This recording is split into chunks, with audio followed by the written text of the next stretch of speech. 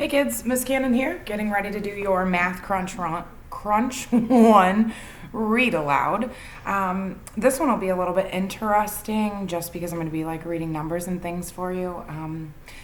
First and foremost, I've told you guys on all the videos that you guys have watched so far, or if this is your first one, make sure that you guys give me some feedback. Did I talk too fast? Did I go too slow? Any kind of feedback that you guys need. Of course, you guys are more than welcome to inbox me, call me, whatever you guys need to do to make sure that we get these done and correct, and make sure that the videos are good for you. I'm sorry, it's the end of the day and I'm starting to sweat a little bit here. Actually, everyone has already went home except for probably me and about 2 other teachers. 2 other things that I want to point out to you: use the rewind button on this video and use the pause button. So in other words, when I'm done reading number 1, hit the pause button. You don't want to hear number 2 until you figure out number 1. So I will leave a little bit of extra space in between questions when it comes to our math crunches. Excuse me, just because you guys really need to make sure you guys are hitting the pause button, etc.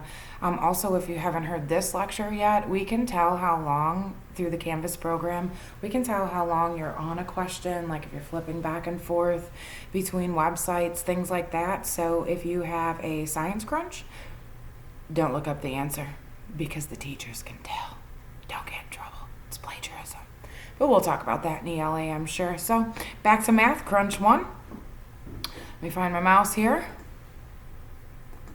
8th grade Crunch 1 Math. Number 1 says evaluate -3 squared. Evaluate -3 squared. Your possible answer choices, sorry, I've done a lot of talking today. A is -6, B -9, C 6, or D 9. Number 2, identify the equivalent to, in parentheses, -2 to the 3rd power. Identify the equivalent to -2 to the 3rd power. A, -6, B, -8, C, 6, or D, 8. Number 3, identify the equivalent to 5 squared multiplied by 5 to the 5th power. Again, identify the equivalent to 5 squared multiplied by 5 to the 5th power. Your answer choices are A, 5 to the 7th power, B, 5 to the 10th power, C, 10 to the 10th power, or D, 25 to the 7th power. Number 4, simplify P to the 4th over R to the 4th, all of that cubed. And hang on one second, this is Miss Carlisle calling. Hi, Miss Carlisle, I'm in the middle of making a recording. Let me hit pause. Sorry about that. You guys know when Miss Carlisle calls, I gotta answer. Actually, in your very first social studies crunch that you guys will get in the recording, I actually had another teacher walk into my classroom. So that's just another thing you guys are going to have to get used to in the read alouds, because even though I put signs on the door, people still come in and go. You guys know how busy my room can get. It's no different. Oh, and I should have actually probably given you guys a tour around the room. I'm in Miss Siren's room, for those of you that know. That's where I'm at, and obviously blue walls, not bright yellow. So I'm currently stationed in Miss Siren's room. So anyway, let's get back to the math crunch. I apologize for the squirrel moment, brought to you courtesy of Miss Cannon as usual. But number 4 says to simplify P to the 4th over R to the 4th, all of that to the 3rd power. Again, pay attention to your parentheses. Simplify in parentheses P to the 4 over R to the 4th, all of that to the 3rd power. Your answer choices are A, P to the 12th over R to the 12th. B is P to the 12th over R to the 4th. C is P to the 7th over R to the 7th. D is P to the 4th over R to the 12th.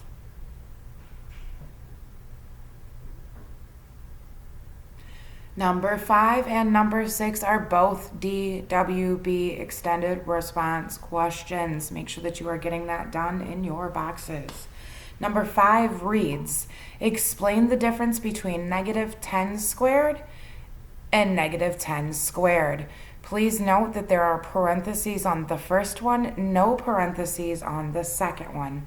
So again, please explain the difference between negative 10 to the second and negative 10 to the second, paying attention to the parentheses. Miss Semko, come over here and say hello. These are your former students. You're allowed to interrupt. Hello, my loves. How are you? I was gonna say, just recording. Get your face in here. I was gonna say, let me get mine out so Listen we to your maintain teacher. our 6 feet. Do good. Log on. And again, we're trying to maintain 6 feet. Everything is different. But that's just part of it. So again, number 5 says to explain the difference between negative 10 in parentheses to the second power and negative 10 to the second power with no parentheses. Make sure you do the DWB for your ERQ. And our last question is to simplify in parentheses a to the third to the negative third power with a positive exponent. Show all of your work. Simplify a to the third in parentheses to the power of negative third with a positive exponent and show all of your work.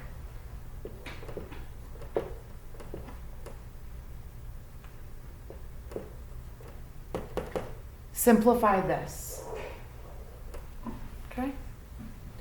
Again, paying attention to the parentheses. We've got a to the third to the negative third power. Make sure it becomes a positive exponent.